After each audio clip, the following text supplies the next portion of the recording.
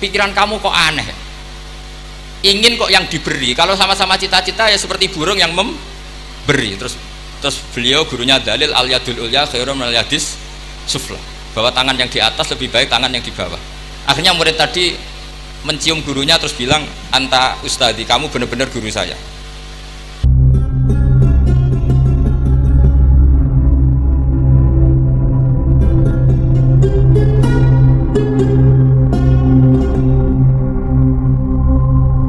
Adik-adik tenang, hanya 20 menit mawon.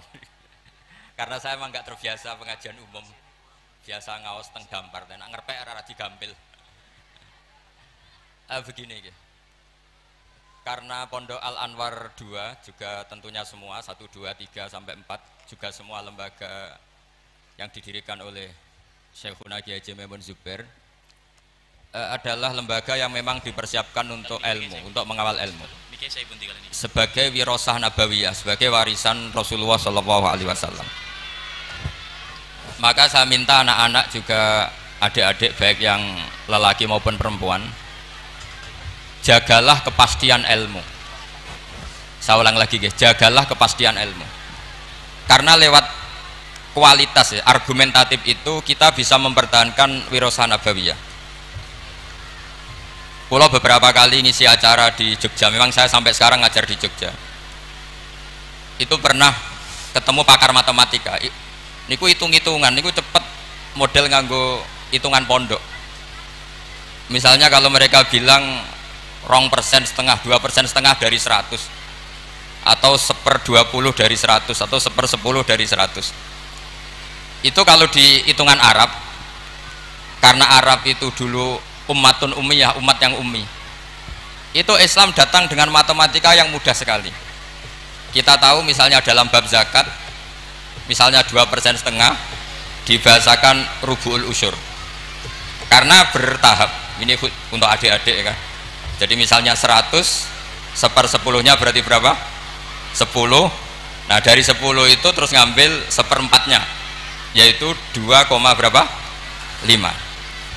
Itu lebih cepat timbang sampean poro gapit 100 terus dibagi 2 pinten? 5.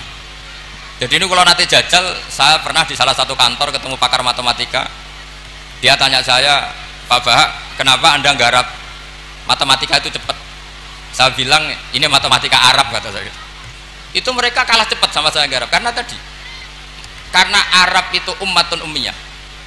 Sehingga saya pernah diberi waktu khusus untuk ngajar semacam ekstrakurikuler di salah satu kampus, mengajar ulumul Islam. Itu yang diantara yang saya ajarkan itu ngitung cepat, berhitung cepat. Misalnya sampai ngitung 1/10 dari 100 sudah tidak mikir, apalagi 1/20. Tapi kalau Islam misalnya zakatut tijarah, zakatut ziroah itu misalnya, ya sudah, misalnya kalau 1/10 ya disebut usur, kalau 1/20 disebut nisful usur. Jadi cara berpikir ya 100 diusurkan itu 10, nanti kalau nisful usur ya berarti berapa?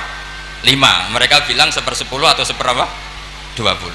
Sehingga kalau hitungannya miliar juga lebih gampang. Itu tadi misalnya 1 miliar usurnya berarti 100 juta, rubuknya berarti 25 juta. Berarti per 1 miliar adalah 25 juta. Nah ini penting saya utarakan supaya Anda bangga dengan apa yang Anda pelajari di Pondok Pesantren Sarang. Jadi pastikan semua ilmu itu al-bayinah. Al-bayinah itu argumentatif secara jelas. Kita ini yang mengkaji Quran, mengkaji tafsir, itu betapa bangganya kita jadi muslim, jadi mukmin. Saya beri sekian contoh. Misalnya dalam tradisi pesantren Quran itu ada istilah sakta. Dan alhamdulillah tadi saya tahu betul di sini, alhamdulillah sekarang ada Gus Rokib, ada istrinya Gus Roji yang mengampu tahfidz. Saya senang sekali karena semua ini keluarga saya, dan saya sama Gus Bab itu buyut saya kandung itu Mbah Maimunah, Mbak Yunya, Mbak Bedowi. Jadi senang sekali kalau di sini juga ada tahfidz, di Pondok Anwar juga ada garwanya Gus Najih, garwanya Gus Kamil. Saya mohon selain diajarkan syarat talaqi atau musyafahah dalam bahasa pesantren, juga diajarkan kepastian hukum pentingnya sakta, supaya orang tidak ragu lagi bahwa kita ini tidak kayak seremonial, memang benar-benar bihujjatin ilmiah, atau kalau istilah para nabi, kul inni ala bayyinatin mir rabbi, benar-benar argumentatif. Sakta itu dimaksudkan adalah kalau ibarat sastra itu taktek itu memotong. Jadi misalnya begini, yang paling terkenal tentu Alhamdulillahilladzi anzala ala abdil kitaba wa lam yaj'al lahu iwaja. Terus disaktah qayyimah. Andai kan tidak ada sakta maka bacanya gini, walam yaj'al lan orang gawe sapa Allah lahu ing Quran, ora digawe iwajan ing bengkok. Qayyiman ya ora digawe jejeg, itu kan jadi kacau. Ya Quran itu ya ndak bengkok ya ndak jejeg. Tapi barokahnya ada sakta, Allah tidak membikin Quran sebagai sesuatu yang bengkok. Sakta berhenti itu menyimpulkan kalau tidak bengkok maknanya jejeg atau lurus, sehingga memang harus sakta. Begitu juga di surat Yasin, ketika orang kafir bangkit dari kubur, mereka bilang misalnya wa nufikha fis-sur fa idzahum minal ajdathi ila rabbihim yansilun. Terus qalu ya wailana man ba'atsana mim marqadina. Orang kafir ketika bangkit dari kubur, mereka tanya, man ba'atsana mim marqadina, kita yang bangkitkan siapa? Tentu ini adalah qailul mustafhim, omongannya orang yang tanya. Terus kita sakta, terus kita teruskan hadza ma wa'adar rahman wa sadaqal mursalun. Tentu hadza ini tidak sama pengucapnya atau yang mengatakan itu tidak sama.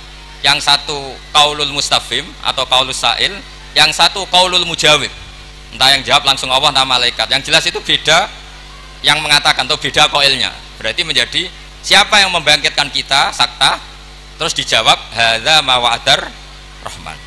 Andai kan itu dibaca langsung, maka hadza ma wa'adar rahman bagian dari yang dikatakan al mustafhim, bagian yang dikatakan mam ba'atsana mim marqadina hadza ma wa'adar rahman, itu kacau semua. Sehingga saya mohon sekali semua ilmu yang kita dapatkan itu tolong dipastikan bayinahnya. Begitu seterusnya. Dulu Syekhina Kiai Haji Maimun Zubair itu sering gojlok, yasinan kok ora wakaf itu kata beliau. Beliau itu paling nggak seneng kalau santri yasinan gini misalnya. Fala yazunka qauluhum inna na'lamu ma yusirun, itu nggak seneng sekali beliau. Karena tentu maknanya itu fala yahzunka qauluhum Muhammad, kamu jangan risau oleh apa yang mereka katakan. Kalau kamu baca langsung inna na'lamu itu jadi maqaulul qaulnya qauluhum. Yang mereka katakan adalah inna na'lamu ma yusirruna wa ma yu'linu. Itu tentu kacau, secara makna kacau. Yang benar adalah fala yahzunka qauluhum, kita wakaf. Kamu jangan gelisah oleh apa yang mereka katakan, yaitu mereka berkomentar bahwa Rasulullah tidak nabi, Rasulullah majnun, Rasulullah sahir. Kenapa kamu gak perlu susah? Karena inna na'lamu ma yusirruna wa ma yu'linun. Jadi inna na'lamu itu tasliyatun minallah, Allah menghibur nabinya, kamu tidak usah susah Muhammad. Terus yang ketiga misalnya menyangkut maulid atau menyangkut musofahah setelah salaman atau wiridan setelah salaman, itu di kota itu biasa dikritik, apa dalilnya salaman setelah sholat, apa dalilnya maulid. Anda sebagai pengikut ahli sunnah yang ala aswaja atau ala Islam Nusantara kalau bahasanya NU, saya juga sering dibully, Islam Nusantara itu apa Pak Ba? Apa terus menjadi firqah 73 menjadi 74 karena ditambah Islam apa? Nusantara. Begini loh logika Islam Nusantara itu. Di komunitas internasional itu kalau tidak Syiah itu dinamakan Sunni. Seorang lagi ya, di komunitas internasional itu kalau tidak Syiah disebut apa? Sunni. Sehingga misalnya perang Syiah Houthi sama Arab Saudi ya disebut Syiah versus apa? Sunni. Jadi Wahabi itu dalam dunia internasional disebut apa? Sunni, setidaknya dalam bahasa jurnalistik. Tapi kita dengan Sunni Wahabi itu banyak perbedaannya. Misalnya mereka anti wasilah, kita percaya apa? Wasilah. Tapi sama-sama dalam ikramus sahabah, sama-sama menghormati apa? Sahabat. Saya teruskan bayinah tadi. Sehingga orang-orang Islam kota yang Sunni aswaja, itu mereka sering tanya, kalau setelah salam orang nyalakan HP boleh enggak? Ya boleh kan. Orang kalau misalnya mau ke kamar mandi boleh enggak? Boleh. Orang mengambil tasnya boleh enggak? Boleh kan. Kenapa salaman menjadi enggak boleh? Bedanya apa dengan nyalakan apa? HP. Semenjak itu ya mereka mikir gitu. Ternyata mereka tasdid atau takalluf. Cara beragama itu takalluf, semuanya harus panduan dari Rasulullah SAW.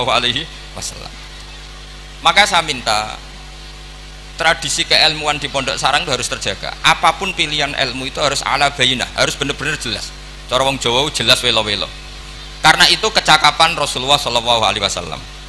Dulu saya berkali-kali cerita, dulu orang kafir itu sangat nganggap Rasulullah itu aneh karena mengajak ke satu Tuhan.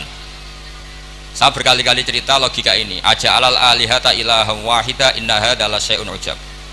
Urusan kita banyak, problem kita banyak, kenapa Tuhannya satu itu tidak cukup Muhammad? Terus mereka sama Nabi didatangin, terus Nabi bikin argumen tandingan. Kalau kamu jadi pembantu lalu majikan kamu banyak, kamu suka enggak? Perintahnya beda-beda, seleranya beda-beda. Wah ya tidak suka Muhammad, nanti kita repot. Ya sudah, Tuhanmu itu majikan kamu, kalau banyak-banyak kamu yang repot. Ya sudah, Tuhan satu aja katanya. Ada itu namanya bayinah. Sehingga Allah mengajarkan itu secara jelas. Dorobawu mathalar rojulan fihi syuraka'u mutasyakisuna wa rojulan salamal lirrojul hal yastawiyani mathala alhamdulillah. Jadi zaman itu orang kafir pun langsung paham sampai bilang alhamdulillah. Allah membuat satu perbandingan, satu pembantu yang punya majikan banyak dengan satu pembantu yang punya majikan satu. Nasibnya baik mana? Tentu baik yang punya satu majikan. Akhirnya mereka paham, Tuhan kamu adalah majikan kamu, kalau banyak-banyak kamu yang repot. Ya sudah, satu saja. Nah ini yang dimaksud lam yakunil ladzina kafaru min ahlil kitab wal musyrikina munfakina hatta ta'tiyahumul bayyinah. Ahli kitab apapun ngototnya pada keyahudian atau kenasronian itu tetap infikak, tetap akan tercerabut ketika ta'tiyahumul bayyinah, ketika datang penjelasan yang jelas, corong Jawa jelas welo-welo. Makanya saya minta anak-anak yang akademik ini harus menerima ilmu secara bayyinah. Saya masih ingat Mbah Mun itu ketika ditanya, ya jenengan damel kurikulum, maka bocah rapati iso ngaji Wahab, ngaji Muin. Kata Mbah Mun, sing ngaji tenanan yo ben Karangmangu. Saiki roh mondok sithik-sithik jamaah mbek ngaji mbek ora ro blas apik endi? Ya apik rondok ngaji. Ya wis berarti ya apik kurikulum kata dia. Artinya ya logikanya jelas. Makanya dulu lama dulu itu kalau bikin logika itu sesuatu yang nggak masuk akal saja, kalau lama dulu yang ngendikan itu masuk akal.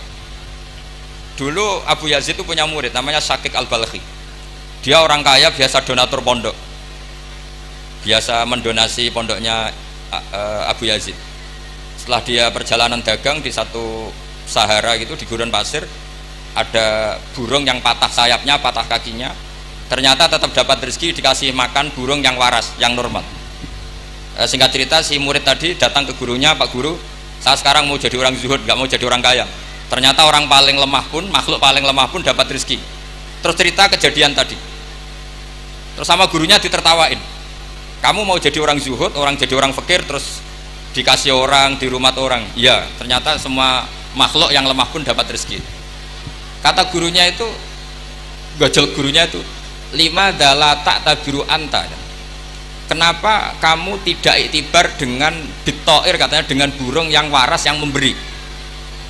Pikiran kamu kok aneh, ingin kok yang diberi. Kalau sama-sama cita-cita ya seperti burung yang memberi. Terus beliau gurunya dalil al yadul ulya khairum al yadis sufla, bahwa tangan yang di atas lebih baik tangan yang di bawah.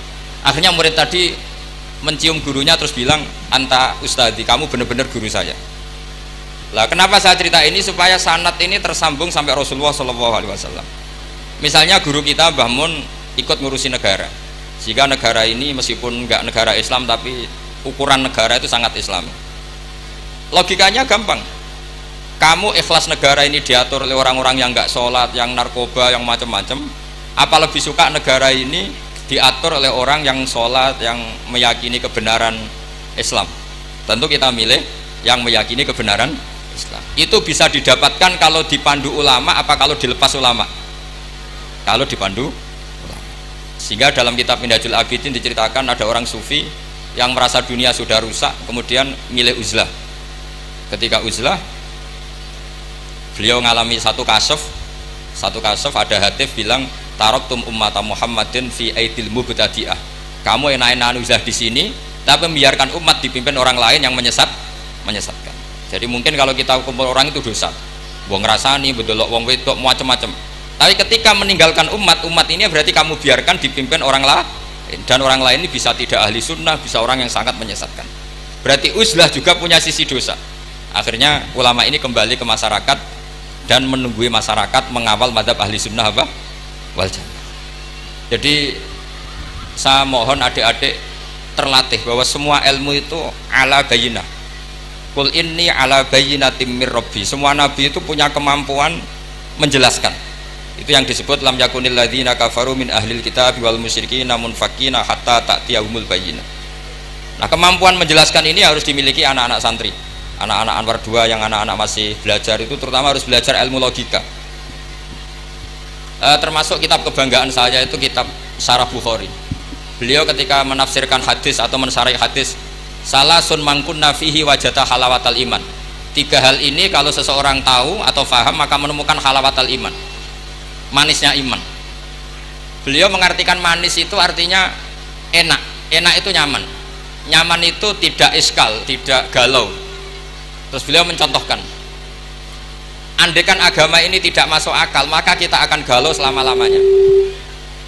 Terus beliau menyontohkan, alam ini kata Allah, saya ulang lagi ya, alam ini kata Allah itu diciptakan oleh zat yang super, yaitu kalau oleh ilmu kalam disebut wajibil wujud.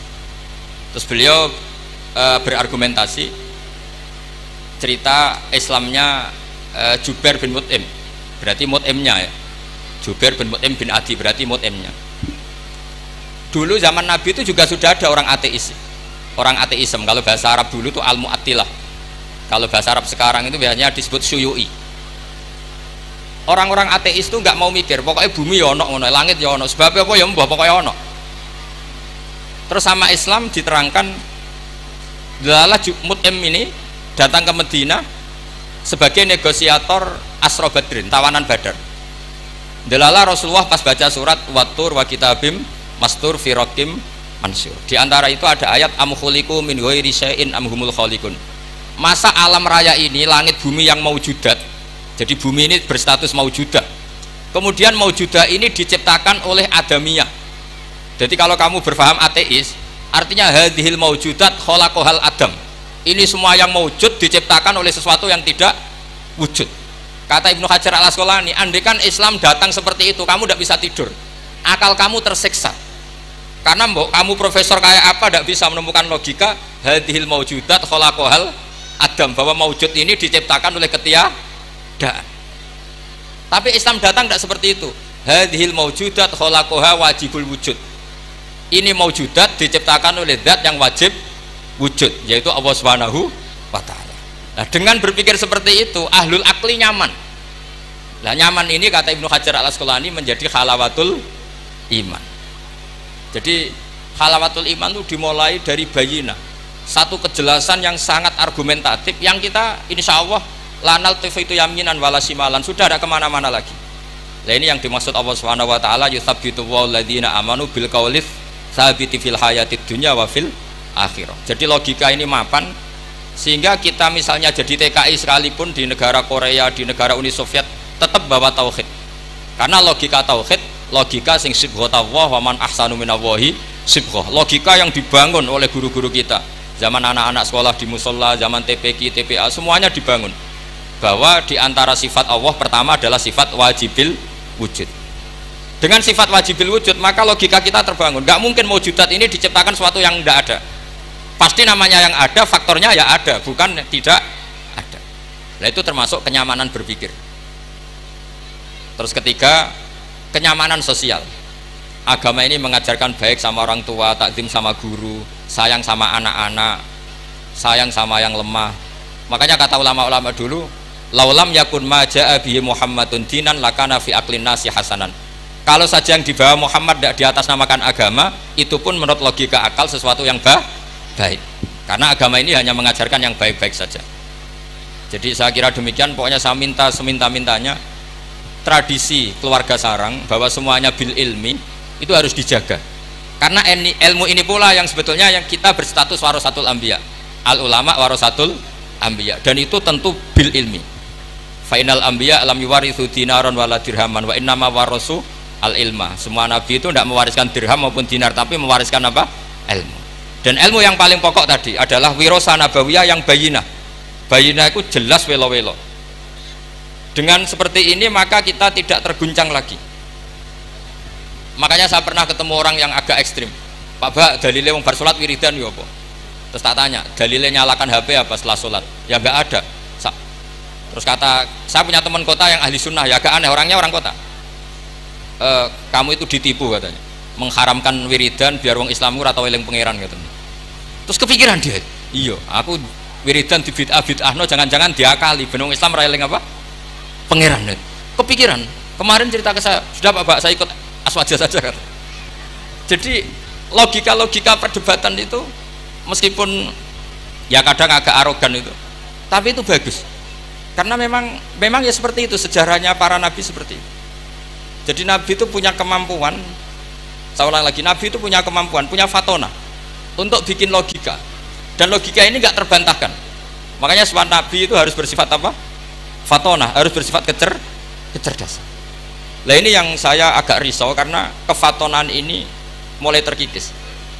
Anak-anak belajar mantek itu males, yang bisa digo ngakali, jadi tidak untuk hujah ilmiah tapi untuk ngakali.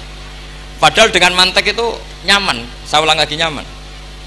Sebab itu ulama-ulama dulu kayak Imam Ghazali itu dulu mati-matian belajar mantek, meskipun ya itu tadi tentu nggak bagus untuk semua orang, tapi itu bagus karena untuk mengawal tadi, untuk mengawal Islam. Misalnya begini, saya pernah ditanya, Pak Bahak, kenapa Islam itu menghalalkan ghanimah? Kok Islam kayak penjahat perang gitu ya, sudah musuh kalah hartanya diambil ya. Persenjataannya hartanya diambil. Terus saya tanya, andai kan ada garong ke rumah kamu kemudian pistolnya tertinggal, apa kamu bilang monggo dipendet malih nih gadane jenengan gitu? Apa kamu sita? Wah ya saya sita Pak, nanti dipakai garong lagi. Ya kira-kira seperti itu. Kalau orang kafir senjatanya dikembalikan akan dipakai lagi. Jadi dulu selalu harus ada analogika, ada analogi.